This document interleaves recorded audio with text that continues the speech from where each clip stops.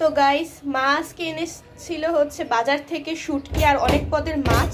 তো মা বলতেছে আজকে শুটকিগুলো রান্না করবে। এগুলো হচ্ছে পাঁচমিশালি শুটকি, তাই না মা? পাঁচমিশালি শুটকি। আর বাজারে গেছি দেখি টাটকা লাউয়ের ডুগা, তাই লাউয়ের ডুগা নিয়ে আসছি। আর হচ্ছে তোমার সিম, বিচিওয়ালা সিম, এগুলো নিয়ে আসছি। আর এদিকে আর একটু রসুন থেতো করে নিতেছি। এটা হচ্ছে ভাঙা পাটা বাবা, ভাঙা পাটা। এটাকেও আমরা ছাড় দিই নি, এটার মধ্যে ছোট পাটা দেখে মানে শর্টকাটে কাজ করা যায়। এটার মধ্যে বড় পাটাও কিনে আনছি, এটা ভাঙার পরে বড় পাটাও নিয়ে আসছি একটা। কি করব, কিছু তো করার নাই।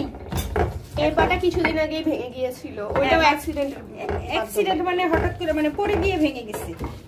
তো ছোটখাটো কাজ করা যায়। এই যে রসুন একটু থেতো করে নিয়েছি, ওই রসুন থেতোটা তেলে দিব।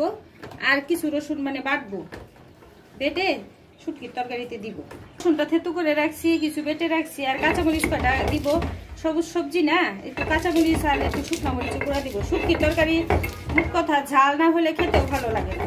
এগুলাকে এখন শুটকিগুলাকে ভাজবো, অল্প একটু তেল দিয়ে ভেজে নিব, নাহলে শুটকির মধ্যে আবার গন্ধ লাগবে। একটু লবণ, তারপরে একটু হলুদের গুঁড়া দিয়ে একটু নেড়ে ছেড়ে মানে এগুলোকে একটু অল্প একটু ভাজবো। শুটকি ভেজে নামিয়ে নিলাম, নামিয়ে অল্প একটু তেল দিয়ে, অনেক তেলে রান্না করি। তেলে সবসময় তেল অল্প দিয়ে রান্না করা ভালো, স্বাস্থ্যের জন্য খুব ভালো।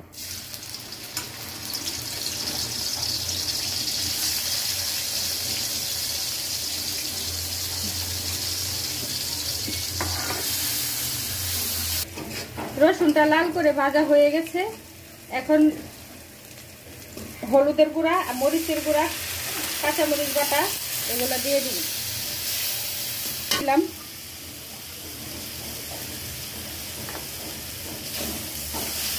দিয়ে মশলাটাকে পিটু একটু নেড়ে চেড়ে সবজিগুলা দিয়ে দিব। জল দেওয়া লাগবে না, কারণ হচ্ছে নরম সবজি, এগুলো থেকে জল উঠবে। লাগবে না, নরম সবজি এগুলার থেকে জল উঠবে, আর ওই জলে সবজিগুলো নরম হয়ে যাবে। দিয়ে দিব স্বাদ মতো লবণ। সবজিগুলো নরম হওয়ার জন্য একটু ঢেকে দিব। সবজিটা নরম হয়ে আসছে, একটু নেড়ে চেড়ে দেখবো নরম হয়েছে কিনা। দেখো নরম হয়ে গেছে।